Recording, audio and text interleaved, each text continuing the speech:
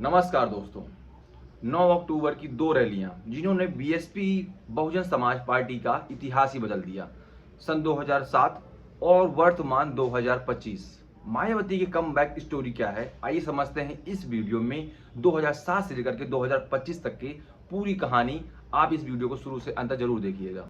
वर्ष था 2007, जब उत्तर प्रदेश की राजनीति जातियों के घेरे में बटी हुई थी। उसी बीच एक नेता आता है और पूरी ही उत्तर प्रदेश की राजनीति का समीकरण बदल देता है। वो थी सुश्री मायावती जी, जिन्होंने उत्तर प्रदेश में 2007 में 9 अक्टूबर को एक रैली करी, जो कांसी राम जी के पुण्यतिथि के रूप में रैली लखनऊ के इको गार्डन रामाबाई मैदान में वो रैली का आयोजन किया गया।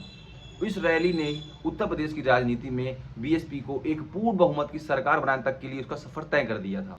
दोस्तों, कभी कभी एक तारीख इतिहास बदल देती है और ये 9 अक्टूबर वही एक तारीख है जिसने उत्तर प्रदेश की राजनीति में 2007 में बीएसपी के लिए इतिहास बदला और आज 2025 में 9 अक्टूबर की तारीख बीएसपी के लिए बहुत खास होने वाली है। क्या ये तारीख कुछ नया संदेश लेकर के आएगी बीएसपी के लिए? 9 अक्टूबर 2007 मायावती का मिशन सर्वजन हिताय सर्वजन सुखाय। 9 अक्टूबर 2025 वही मंच वही नारा, लेकिन संकल्प कुछ दूसरा। 2007 में उत्तर प्रदेश में दलित राजनीति बिखरी हुई मानी जा रही थी, लेकिन इसी बीच 9 अक्टूबर एक तारीख आती है जिस दिन कांसीराम पुण्यतिथि मनाई जाती है। मैदान था रामाबाई अंबेडकर मैदान, लखनऊ इको गार्डन। लाखों की भीड़ थी, 3 से 4 लाख लोग अनुमानित वहां पर आए थे उस रैली में।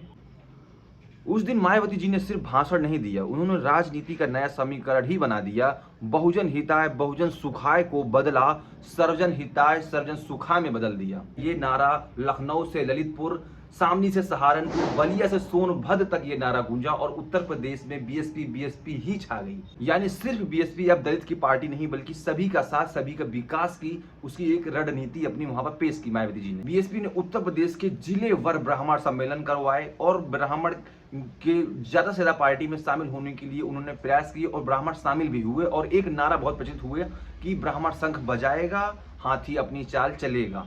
ये नारा खूब उत्तर प्रदेश की राजनीति में गूंजा और इस नारे के बाद उत्तर प्रदेश में 403 में से 206 पूर्ण बहुमत की सरकार यहाँ पर बीएसपी की बन जाती है उत्तर प्रदेश में, जिसमें बीएसपी को लगभग 30% से ज्यादा वोट शेयर वहां पर मिलता है यूपी में। और मायावती चौथी बार पूर्ण बहुमत से एक दलित चेहरा उत्तर प्रदेश की राजनीति में पूर्ण बहुमत से सरकार बनाने में सफलतापूर्वक साबित होती है। अब 18 साल बाद वही तारीख, लेकिन सन दूसरा और हालात दूसरे, मैदान वही, शहर वही, लखनऊ इको गार्डन रामाबाई अंबेडकर मैदान। महारैली का आयोजन, जहां भीड़ 3 लाख थी 2007 में, वहां 5 लाख तक की भीड़ का अनुमान लगाया गया है कि आने की संभावना है इस रैली में। लेकिन हालात बिल्कुल अलग है। उस बार सत्ता की चाह थी, इस बार पार्टी के पुनर्जन्म की यहां पर चाह है। बीएसपी अब सत्ता से दूर है, लेकिन पार्टी फिर से शक्ति प्रदर्शन के मूड में है। इको गार्डन में लाखों समर्थक जुटने का लक्ष्य, श्रद्धा सुमन कार्यक्रम के नाम पर राजनीतिक संदेश देने का सीधा सा यहां पर असर दिख रहा है। इस बार मायावती जी मंच पर सिर्फ अकेले नहीं होंगी, मंच पर होगा एक युवा चेहरा आकाश आनंद। वही पुरानी विचारधारा और एक नई पीढ़ी का एक समागम होगा। कांसी राम जी की पुण्यतिथि के दिन आयोजन लखनऊ में महारैली के जो प्रयास किए गए उसमें 5 लाख का टारगेट यहाँ पर लोगों को बुलाने का रखा गया है। और एक स्वतंत्र राजनीति बीएसपी यहाँ पर देना चाहती है। किसी भी गठबंधन के साथ में कोई, किसी भी पार्टी के साथ में कोई गठबंधन करने के मूड में नहीं दिख रही है यहाँ पर बीएसपी। बूथ लेवल के संगठन को फिर से सक्रिय करने का ऐलान किया जाएगा। बीएसपी ये दिखाना चाहती है कि वह समाप्त नहीं हुई है, वह खामोशी से एक बड़े शोर की तैयारी में लगी हुई है।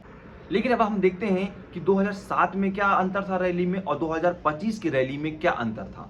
बात करेगा 2007 की, तो जो नेतृत्व था सिर्फ मायावती जी ने अकेले किया था, लेकिन 2025 में मायावती प्लस युवा चेहरा आकाश आनंद, जो विचारधारा थी बहुजन से सर्वजन, लेकिन 2025 में सर्वजन से संगठन पुनर्निर्माण की विचारधारा है।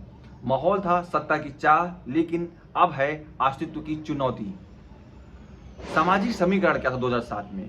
दलित प्लस दलित ब्राह्मण गठबंधन, लेकिन 2025 में दलित, युवा, मुस्लिम, ओबीसी वोटर टारगेट है। उद्देश्य क्या था? सत्ता हासिल करना। फिर है इस बार 2025 में पार्टी का पुनर्जीवन। 2007 में बीएसपी को जनता ने चुना क्योंकि जनता बदलाव चाहती थी, लेकिन फिर वहीं 2025 में जनता बदलाव चाहती है, तो क्या बीएसपी वह इतिहास दोबारा दोहरा पाएगी? राजनीतिक विश्लेषण मानते हैं कि अगर ये रैली 9 अक्टूबर 2025 को जो लखनऊ इको गार्डन में होनी है, अगर ये रैली सफल होती है तो 2027 की विधानसभा चुनाव उत्तर प्रदेश में बीएसपी एक बड़ा फैक्टर यहां पर साबित होगी। जो 22% दलित वोटर है, अगर वो एकजुट होता है तो यहां पर बीएसपी किंग मेकर ही नहीं बल्कि एक सरकार बनाने के भी यहां पर दावेदार हो सकते हैं। लेकिन ये इतना ही आसान नहीं है, चुनौती बड़ी है, क्योंकि युवा वोटर अब सोशल मीडिया से प्रभावित है और बीएसपी की जो डिजिटल उपस्थिति है वो कमजोर है। लेकिन इसी चीज को मजबूत करने के लिए बीएसपी ने आकाश आनंद को युवा चेहरा प्रस्तावित किया है, जो कि उत्तर प्रदेश में एक नया सोशल मीडिया का दौर लेकर के बीएसपी को पुनर्जीवन करने का एक प्रयास कर रहे हैं। तो क्या ये जो नई टीम बनाई जा रही है आकाश आनंद के द्वारा, ये एक नया पुनर्जन्म देने के कारगर साबित हो सकती है या नहीं? कभी एक तारीख ने इतिहास बदल दिया था, आज वही तारीख एक नई कहानी लिखने जा रही है। कांसीराम का सपना, दलित समाज का सम्मान और मायावती की राजनीति, सबका साथ सबका विकास, सर्वजन हिताय सर्वजन सुखाय की जो उनकी सोशल इंजीनियरिंग थी, इन सभी चीजों का जो समागम है वो 9 अक्टूबर 2025 को बीजेपी और समाजवादी पार्टी दोनों को एक बीएसपी अपना नया आह्वान जारी करेगी। 9 अक्टूबर सिर्फ एक दिन नहीं है, ये बहुजन चेतना का प्रतीक है। अब देखना है कि 2025 की ये रैली क्या फिर से वही नींव मजबूत कर पाएगी जो 2027 में नींव, जो 2007 में नींव रखी गई थी। अगर आपको ये राजनीति की कहानी और एक कमबैक स्टोरी जो 4 बार के उत्तर प्रदेश की मुख्यमंत्री रही सुश्री मायावती जी की, अगर आपको स्टोरी अच्छी लगी हो, कांसीराम जी का सपना, कांसीराम जी का जो उनका विजन था, सोशल इंजीनियरिंग थी, अगर ये सभी चीजें आपको पसंद आई हो तो आप हमारे इस चैनल को सब्सक्राइब करिएगा ताकि आपको यहाँ पर ऐसी लेटेस्ट अपडेट वीडियोस मिलते रहें। बहुत बहुत धन्यवाद, मिलते हैं नेक्स्ट वीडियो में।